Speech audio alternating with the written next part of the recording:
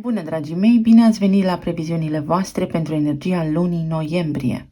Acestea se aplică tuturor celor care au soarele, ascendentul, dar și luna în Fecioară.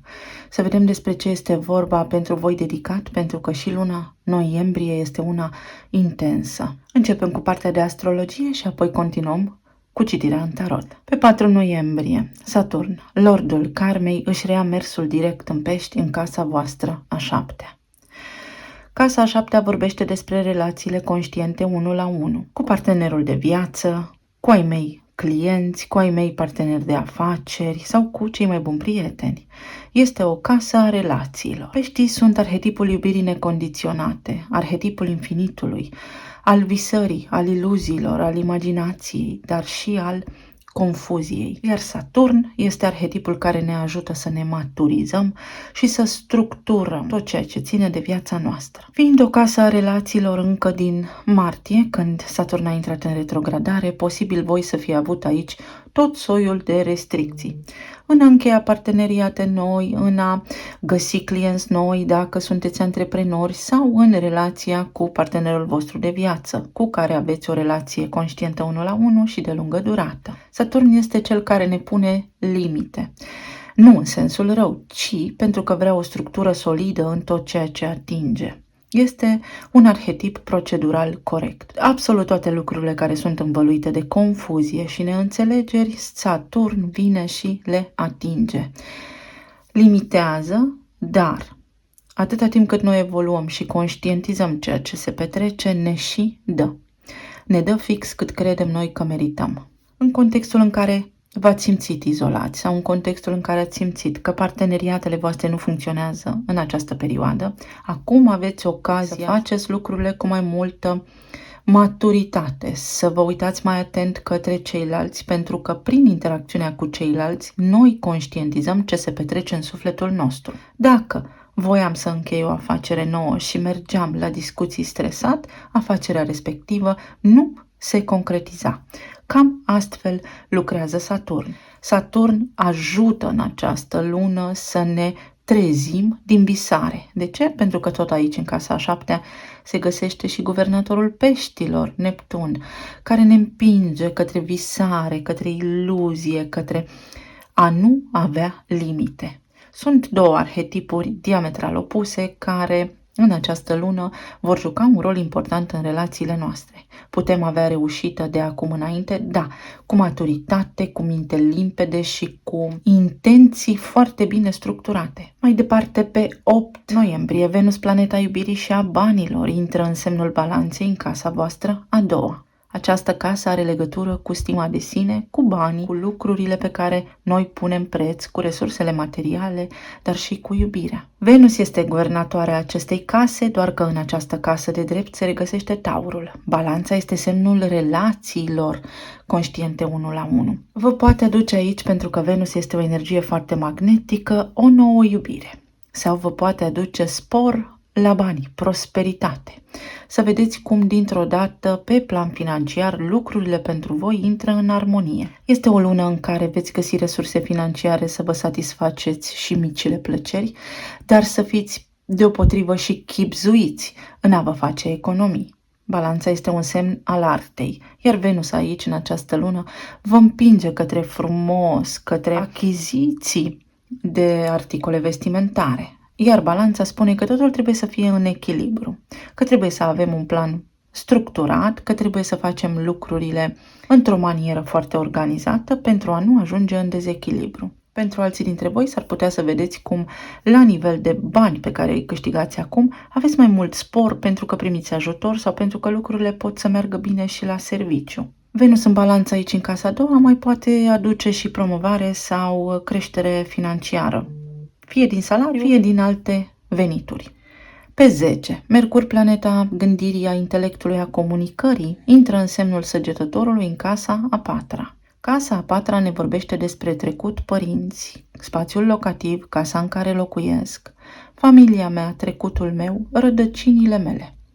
Săgetătorul este un arhetip al înțelepciunii, al credinței, al străinătății, al interacțiunii cu oameni care nu sunt de aceeași naționalitate cu mine sau care nu locuiesc în aceeași țară cu mine. Iar Mercur este planeta intelectului, a comunicării, a tranzacțiilor, dar și a modului în care noi vorbim. Drept urmare, în această lună s-ar putea să începeți să faceți tranzacții de acasă pentru unii dintre voi, tranzacții comerciale de tot felul.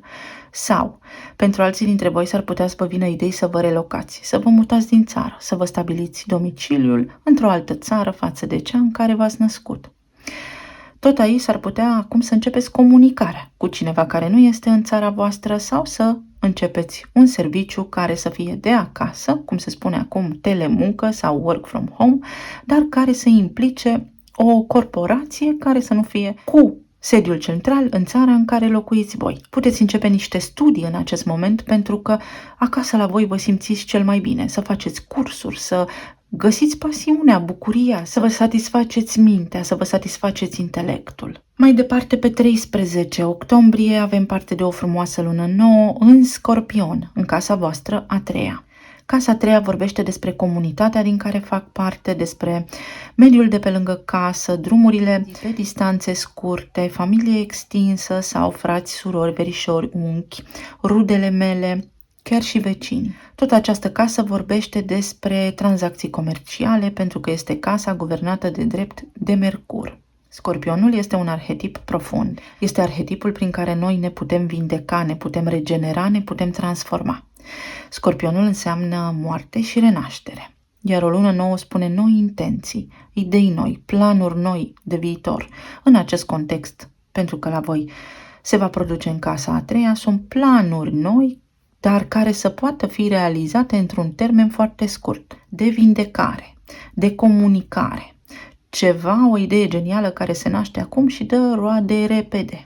Această lună nouă din Scorpion vă va aduce acum o nevoie puternică de a vă vindeca, de a avea curaj să spuneți ceea ce doriți, de a face lucrurile într-o manieră diferită, mai ales pentru că aici se regăsesc și Marte, dar și Soarele în Scorpion, care vor face o conjuncție în timp ce avem parte de luna nouă și în opoziție în casa voastră a noua se regăsește Uranus în Taur. Iar Uranus aici în Taur vorbește despre inovație, despre tot soiul de surprize care pot apărea în legătură cu distanțe lungi, cu alte naționalități, cu oameni care nu locuiesc în aceeași țară cu voi, cu religia, cu spiritualitatea, chestiuni legate de lege, cu studii înalte pe care doriți să le faceți sau cu lucruri pe care doriți să le publicați sau podcasturi. Cine știe? În acest context, Uranus aici vine cu o idee de geniu, dar vine și cu a dărâma convingerile din trecut, pentru că vorbim despre Scorpion.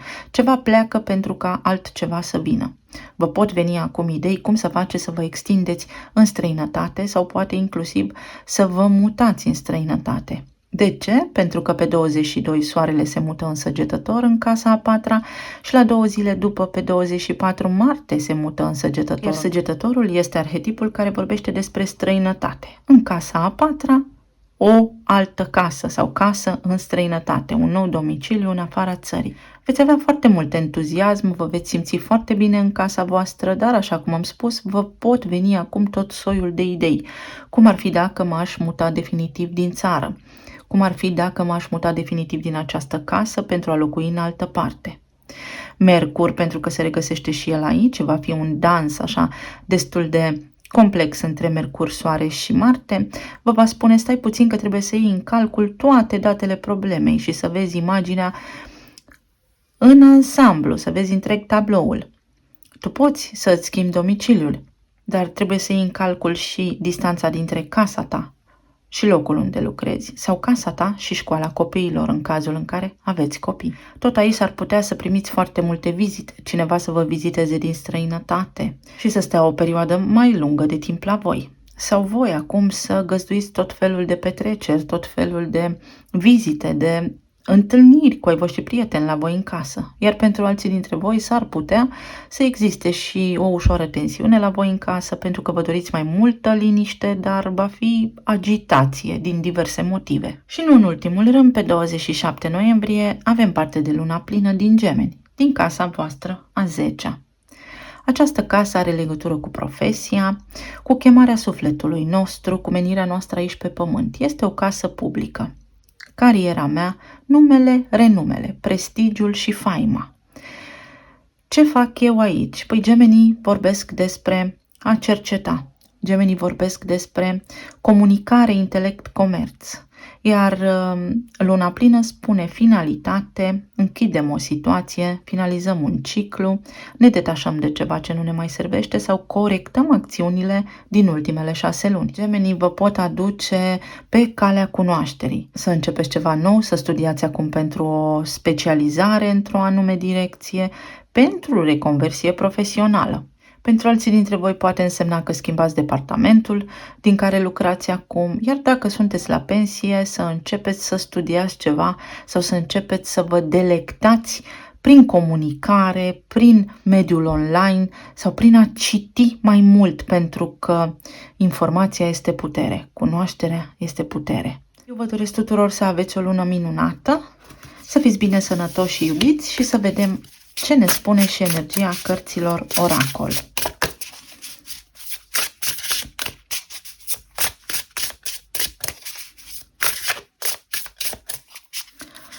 Pentru Fecioară noiembrie. Casa a 12-a, care vorbește despre spiritualitate, transcendență, karma, dar transgenerațională, sacrificiu și vindecare. Casa 12-a este una în care noi ne odihnim. Este o casă a inconștientului colectiv, este o casă a fricilor pe care le putem depăși sau izolarea. Este casa peștilor, iar voi îl aveți pe Saturn în casa a 7-a. M-am simțit izolat, nu m-am simțit văzut, nu m-am simțit auzit, nu m-am simțit iubit. M-am simțit în ultima perioadă invizibil. Poate unii dintre voi ați avut legătură cu această trăire sau v-a încercat această trăire. Începând cu această lună noiembrie, toate acestea se pot transforma. Este necesar însă să conștientizați faptul că undeva ați contribuit și voi la această trăire.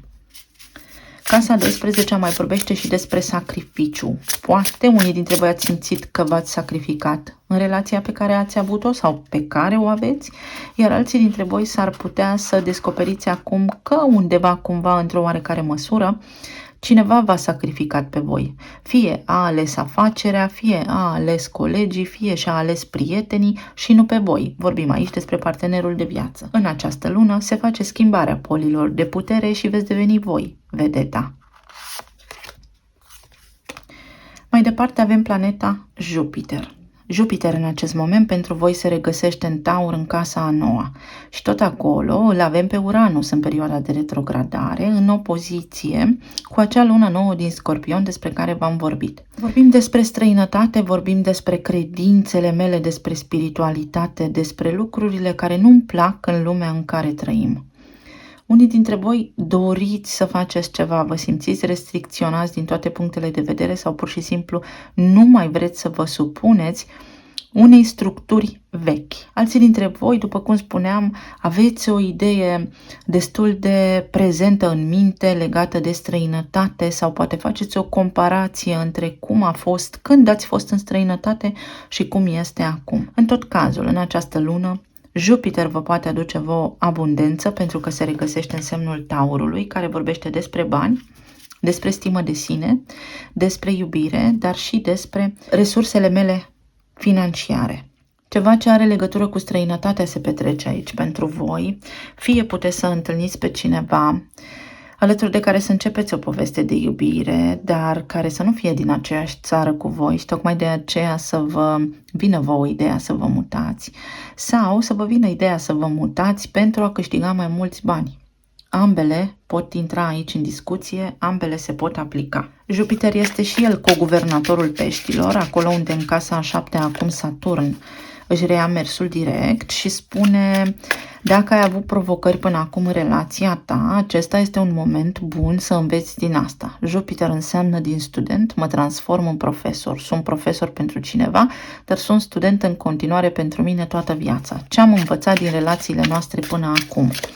Și aici Unii dintre voi trebuie să vă uitați la ce ați sacrificat, alții dintre voi de ce ați simțit că nu sunteți văzuți, pentru că undeva stima voastră de sine este scăzută. Ați atras în viața voastră oamenii care v-au declanșat această perspectivă despre voi pentru ca voi să o integrați, să o vindecați. Ați avut alături aliați, chiar dacă nu pare. Și avem aici semnul leului. Voi aveți leul în casa a 12-a și iată cum nu pot să strălucesc. De ce nu strălucesc? De ce nu este reflectorul și pe mine? De ce toată viața mea a fost, cel puțin din martie până acum, despre ceilalți, iar eu am simțit că mă sufoc.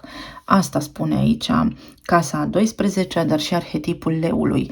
Pe de altă parte, leul vorbește despre bucuria vieții, dar și despre copii.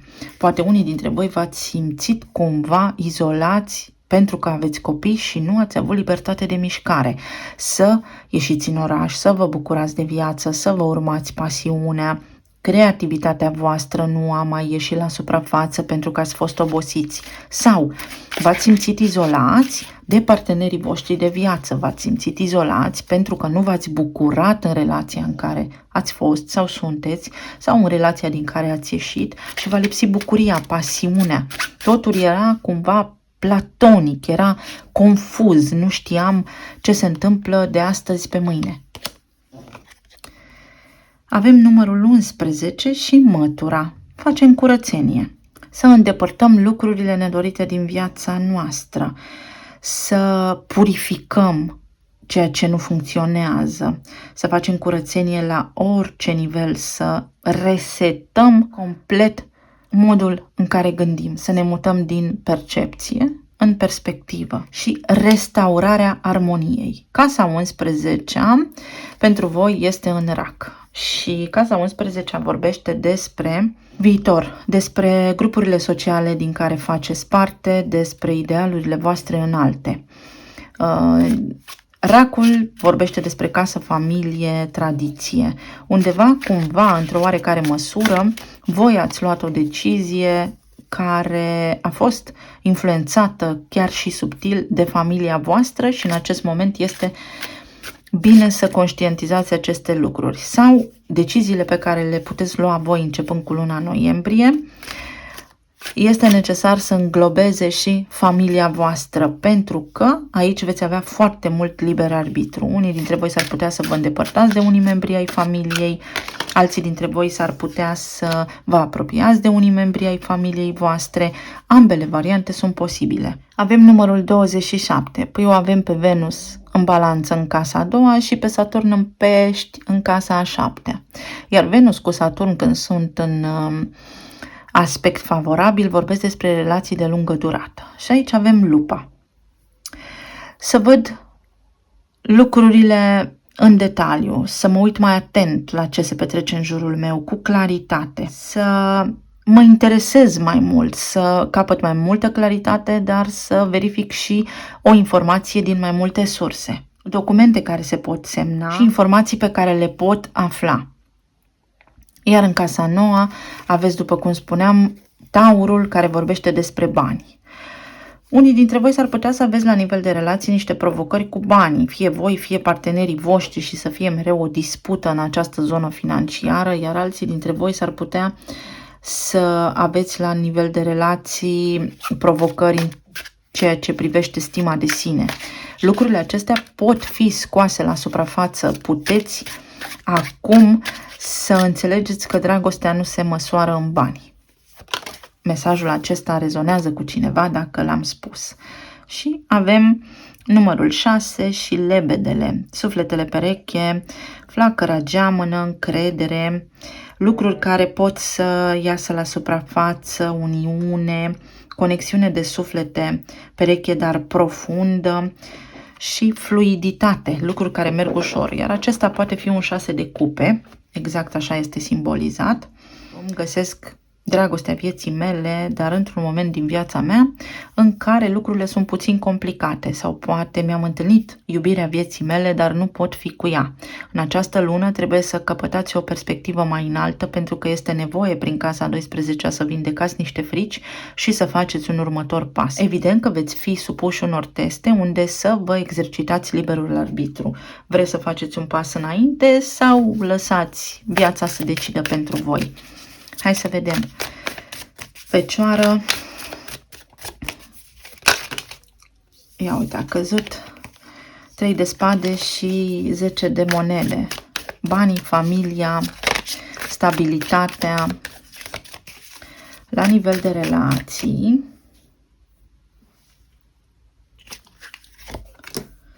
Plan material și emoțional.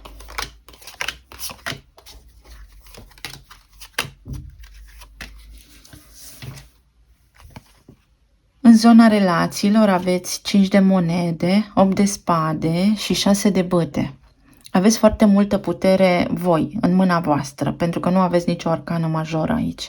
Totul este în mâna voastră. În primul rând, pentru cei singuri, dacă sunteți singuri în acest moment, să știți că aveți un teribil sentiment de abandon, o puternică traumă de abandon, dar pe care o puteți depăși pentru a intra în uniunea cu sufletul vostru pereche, pentru a putea primi în viața voastră iubirea care nu înseamnă sacrificiu, iubirea care este lină, ușoară și puteți atinge desăvârșirea sufletului. Aveți aici, vedeți, la nivel de stimă de sine, de iubire, de a nu fi văzut. Rana de umilință, rana de abandon, rana de trădare. Toate acestea puteți citi despre ele, le puteți vindeca pentru a întâlni marea iubire a vieții voastre. Pentru cei care sunteți în relații deja stabile, vedeți această, 8 este numărul lui Saturn. Această energie de aici vorbește despre faptul că am fost izolat, am fost legat de mâini și de picioare, nu m-am putut mișca în relațiile mele, nu am putut face nimic din ceea ce mi-am dorit, nu m-am putut bucura de viață în ultimele luni. În această lună, alături de partenerul vostru, vă puteți bucura, fie din cauza că nu ați avut bani sau nu ați avut timp, fie pentru că ați fost constrânși de vari motive din viața voastră și v-ați simțit cumva nevăzuți ai nimănui. În această lună se poate schimba acest aspect. Puteți face pași înainte, puteți fi văzuți, puteți fi apreciați sau veți vedea că partenerii voștri de viață dintr-o dată vă văd. Dintr-o dată vă văd, vă remarcă, sunt atenți la nevoile voastre, la voi, la ce spuneți, la cum gândiți. Iar pentru cei care sunteți în separare, unora dintre voi vi se spune aici că este momentul să vă luați calul alb și să mergeți pe calea voastră, în altă direcție, pentru că tot ceea ce s-a întâmplat în relația anterioară, de fapt, a fost pregătirea terenului pentru o uniune grozavă, fantastică, cu un suflet pereche sau chiar cu flacăra geamănă, depinde după caz. Iar pentru alții dintre voi, dacă sunteți în separare, să știți că ați proiectat unul către celălalt neputința proprie și aici a fost o luptă pentru putere, a fost ego, am vrut să am eu dreptate sau lucrurile se fac așa ca mine și nici măcar nu vă dați seama de această subtilă idee. Nu vă deranja partenerul, vă deranja neputința voastră într-o anume direcție. S-a întors regele de bâte, vedeți? Leul din casa a 12-a. Sunt văzut. Ceea ce îmi doresc eu acum cu pasiune iese la suprafață. M-am îndrăgostit de cineva, pot să spun. Cineva s-a îndrăgostit de mine, în sfârșit se poate apropia de mine. Voi aici aveți o pasiune foarte puternică sau, atenție pentru unii dintre voi, că există o tentă sexuală aici în toată povestea asta și o modalitate de a percepe dragostea prin interacțiunea aceasta intimă. Sunt două lucruri diferite și poate tocmai de aceea au existat provocări acolo. Fie v-a lipsit componenta aceasta pasională, fie a fost prea mult și ați intrat în dezechilibru. Pentru cei singuri puteți să întâlniți, vedeți, acest rege de bâte care este omul perfect, cu energia perfectă ca să vă poată conține pe voi, ca să vă vadă, să vă întrunească aceste așteptări pe care voi poate le aveți, să le atingă, să le îndeplinească. Pentru cei care sunteți în relații deja stabile, S-ar putea ca singurul lucru care va uni să fie această componentă erotică sau pasională sau aceasta să fi lipsit. În această lună, după caz, voi vă puteți armoniza cu Venus în balanță. Puteți să atingeți o stare de echilibru și lucrurile să fie armonioase, bune și plăcute în cuplul vostru. Iar pentru cei care sunteți în separare, să știți că pentru unii dintre voi, oamenii de care v-ați despărțit, sunt într-adevăr suflete pereche, dar care fie v-au ajutat pe voi să vă vindecați de anumite traume și au jucat un rol important în viața voastră, rolul vieții lor și rolul care să vă ajute pe voi să vă vindecați trauma de abandon și de umilință sau traumele pe care le aveți voi acolo. Fie omul acesta, să știți că avea o latură foarte superficială, o latură egotică foarte dezvoltată, foarte orgolios și care nu era axat pe suflet, ci mai degrabă pe interacțiunea fizică. 8 de spade ce aduce? Lumea. Pentru fiecare dintre voi în parte, că sunteți singuri, separați sau într-o relație stabilă, lumea vine cu un apogeu. Lumea vine cu o concluzie sănătoasă. Îmi fac ordine în viață și văd ceea ce am acolo, mă bucur de ceea ce am sau înlături din viața mea ceea ce nu-mi servește pentru a mă bucura de sufletul meu pereche. Exact asta spune lumea. Pentru că pot. Leul vorbește despre iubire, pasiune, romanță, pe care eu nu o văd, nu mă bucur de iubire. În niciunul dintre cazuri, fie că sunteți singuri împreună sau separat, nu vă bucurați de iubire. Și în această lună, energia lunii noiembrie, pentru că este energia Scorpionului, scoate la suprafață fricile și lucrurile de care ne temem, subiectele tabu, misterul, pentru a le integra, pentru a deveni conștienți noi. Unii dintre voi vă întâlniți alesul în această lună. Iar 6 de bâte aduce Regina de spade. Să îndrăznesc să comunic, să îndrăznesc să spun te iubesc, să rup conexiunile din viața mea care nu mai servesc, să divorțez, văd aici unii dintre voi, pentru că omul de lângă mine este egoist și își vede doar de viața sa, care după cum are contextul. Și regele de spade. Să știți că pentru foarte mulți dintre voi aici relațiile au fost în ultima perioadă reci.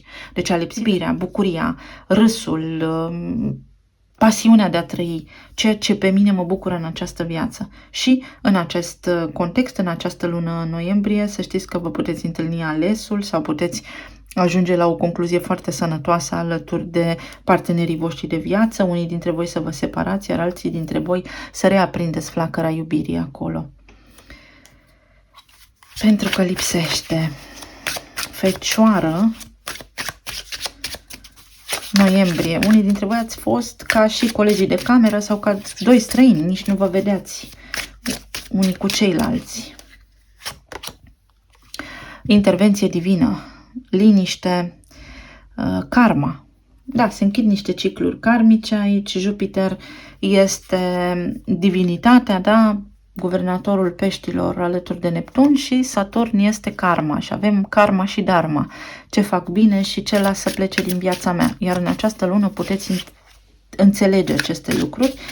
Intervenția divină poate însemna că vă cunoașteți iubirea vieții voastre pentru unii dintre voi. Și zarurile. Să aveți curaj, să vă deschideți sufletul către iubire, unii dintre voi să riscați, să aveți încredere, să vă ridicați stima de sine, să aveți încredere în puterea voastră de atracție, în magnetismul vostru, pentru că Venus vine cu magnetism în aură. Este o lună bună. Mai departe, în zona financiară, materială, avem pajul de monede, puterea și 2 de cupe. Aici, prin intermediul serviciului cuiva, al vostru sau al omului la care vă gândiți voi acum, există dragoste.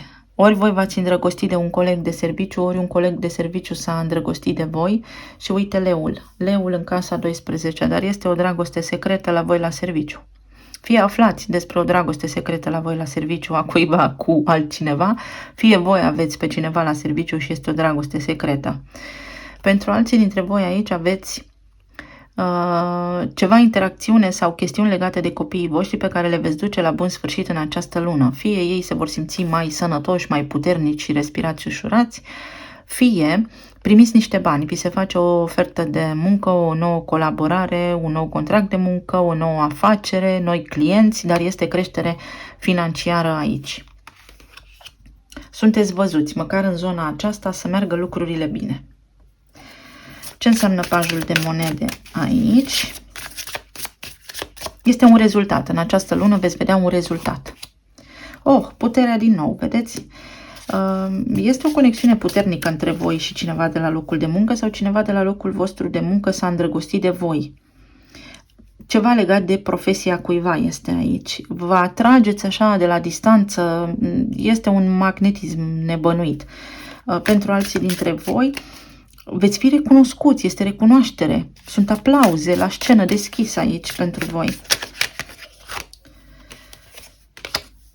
Prima carte putere arată 6 de spade. Orice ar fi, pică în picioare. Ce s-ar întâmpla? Mă descurc. În această lună veți naviga prin ape liniștite în zona aceasta legată de profesia voastră și îndrăgostiți și 2 de cupe, nu îndrăgostiții, au înalta preoteasă, o pasiune pentru cineva ascunsă sau dintr-o dată, pentru că îl avem pe Uranus acolo la luna nouă în Scorpion, pe drumurile pe care voi le faceți în rutina voastră, zi de zi sau pe distanțe scurte, cunoașteți pe cineva care se îndrăgostește de voi, porniți o idilă, o poveste de iubire, dar este una foarte spirituală, să știți, foarte spirituală. Pentru alții dintre voi veți găsi ajutor. Dacă aveți o provocare la nivel financiar, veți găsi ajutor din partea cuiva, poate cineva anonim sau poate cineva de la care voi nu vă așteptați să primiți ajutor. S-ar putea unii dintre voi să vă bănuiți partenerii că au vreo idilă pe la serviciu, dar nu cred că este cazul de așa ceva. Copacul cu bani, banii care cresc în copac. Da, în această lună, pentru că aveți putere aici și de 2 ori și 2 de cupe, veți atrage bani. Banii vin la mine ușor, banii sunt ai mei, banii vin când am nevoie, am bani pentru tot ce am nevoie. Da, veți avea copacul cu bani. Și asigurări. Poate vă vin banii pentru niște asigurări sau din asigurare pentru imobil dacă aveți așa ceva, sau siguranța că banii vin atunci când este nevoie de ei, că nu rămâneți fără bani sau că în sfârșit primiți o creștere financiară, o creștere salarială. Este o lună bună. Și în zona aceasta emoțională avem 7 de cupe, 9 de cupe și moartea. Da, exact. Luna nouă din Scorpion din casa a 3-a, care se va reflecta acolo, vorbește despre transformare. Dar trebuie să vă adunați gândurile, pentru că nu știți ce vreți unii dintre voi. Aveți așa o stare și nu știți să o numiți, nu știți să o descrieți, să o scrieți pe hârtie. Vi se poate îndeplini o dorință, dar trebuie să știți ce doriți. Alții dintre voi sunteți cu gândul așa la cineva, visați cu gândul la cineva și nu îndrăzniți să-i spuneți. Iar pentru alții dintre voi s-ar putea să aveți o surpriză, că cineva v-a pus pe un piedestal așa și voi habar nu aveți. Pentru alții dintre voi, la nivel de sănătate aici, este important să interveniți în această lună, pentru că s-ar putea să aveți ceva simptome pe care să le neglijați și să fie necesar să mergeți totuși la medic. Știu că voi sunteți pricepuți așa puțin la medicină, dar este bine în această lună să fiți atenți. Avem un 9 de monede. Este o lună în care vă veți simți din ce în ce mai bine, mai încrezător. Dacă până acum erați așa cu toate în minte și nu vă era clar ce faceți mâine, de acum veți ști, sau cel puțin în luna noiembrie, uite că 9-9 se închid niște cicluri în acestea numerologice de 9 ani pentru unii dintre voi, sau închideți așa puțin câte puțin, încetișor, stările emoționale complicate. Veți avea o lună mai dinamică, mai efervescentă, mai ales în casa voastră. Avem și 6 de monede, bani și iar bani sau liniște. Este o lună în care vă liniștiți și sufletește. Alții dintre voi scăpați de o condiție medicală sau vă veți simți mai bine chiar dacă aveți ceva cronic aici. Iar pentru moarte avem, ia uite, regele acesta de bâte. Uite-l și aici, uite-l și aici.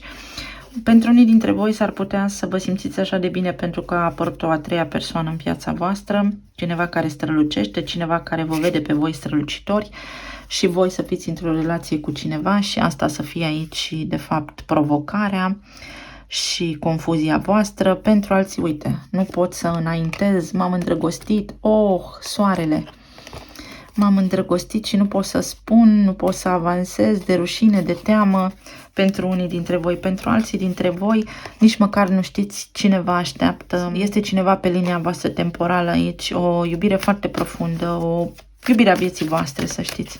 Și depinde de voi, prin liberul arbitru, în funcție de cum rezolvați lucrurile în această lună. Uite, 8 de monede. Dacă lăsați să plece durerea, veți obține ceea ce vă doriți. Dacă vă schimbați starea de spirit, dacă aveți gânduri mai optimiste și mai pline de entuziasm. Și uite, împărăteasa. Vine sporul, vine bucuria, vine starea de bine. Cineva vă va aprecia foarte mult în această lună. Veți avea o lună bună. Începe așa mai cu provocări, dar se termină mai bine. Talismanele.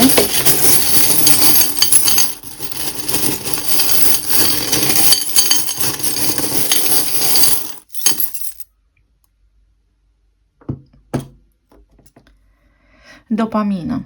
Va fi o lună incitantă, o lună plină de bucurie. Uite, vă eliberați de stres.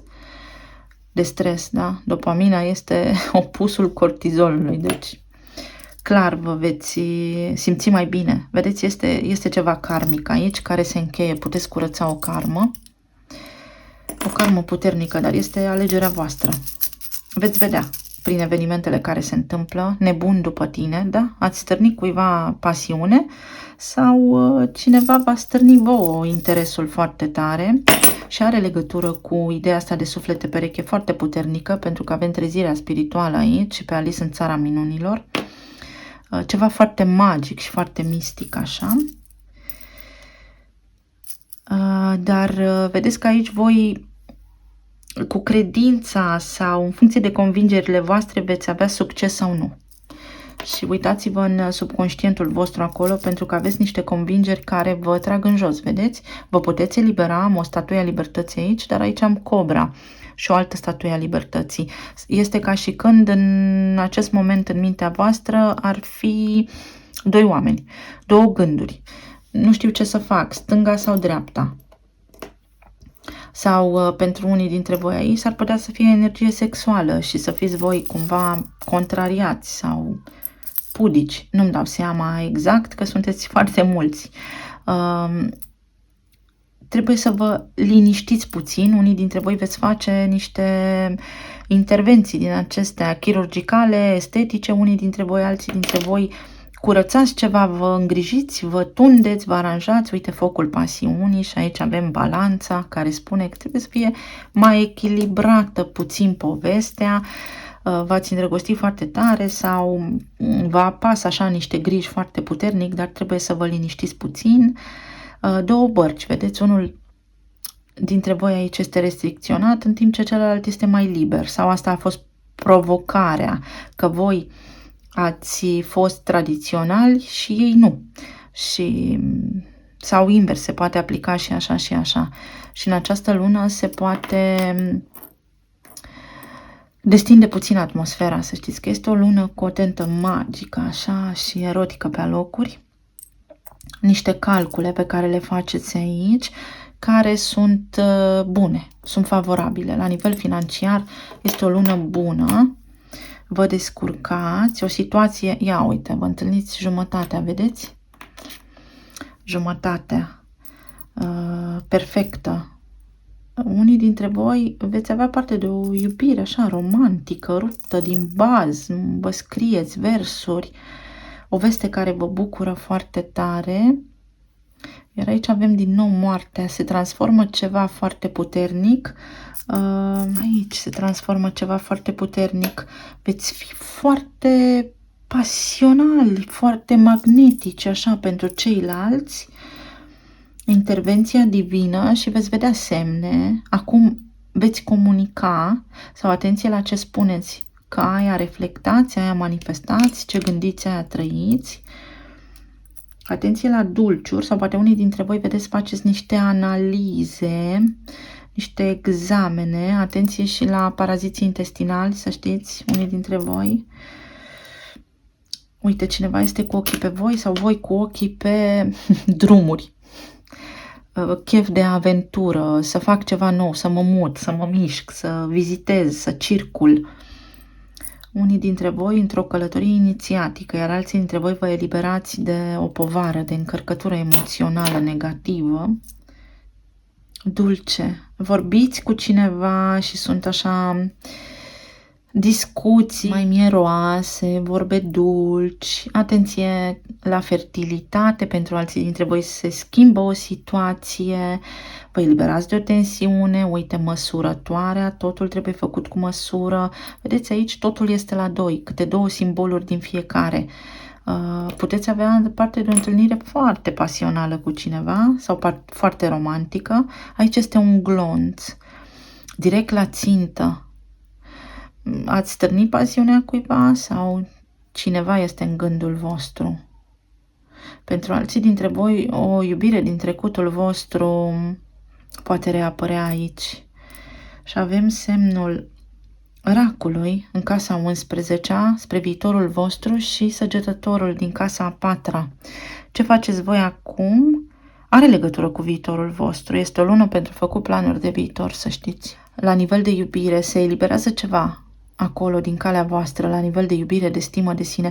Da, dacă v-ați învățat lecțiile karmice, uite, iubirea vieții voastre este aici pentru voi, indiferent de contextul pe care îl trăiți voi în acest moment prezent. Eu vă mulțumesc tare mult tuturor, vă doresc să aveți o lună minunată, să fiți iubiți, sănătoși și împliniți și să ne reauzim cu bine și data viitoare. Pa, pa!